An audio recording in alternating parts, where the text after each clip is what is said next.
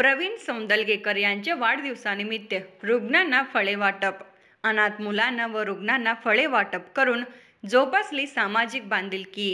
सौंदलगा येथील सामाजिक कार्यकर्ते आणि युवा नेते उत्तम पाटील यांचे समर्थक आयुष्मान प्रवीण सौंदलगेकर यांच्या वाढदिवसानिमित्त निपाणी येथील महात्मा गांधी रुग्णालयातील रुग्णांना फळे वाटप आणि निपाणी येथील अनाथ मुलांना फळे वाटप करून आपला वाढदिवस एक आगळावेगळ्या पद्धतीने साजरा करून एक प्रकारची सामाजिक भावना जोपासलेली आहे.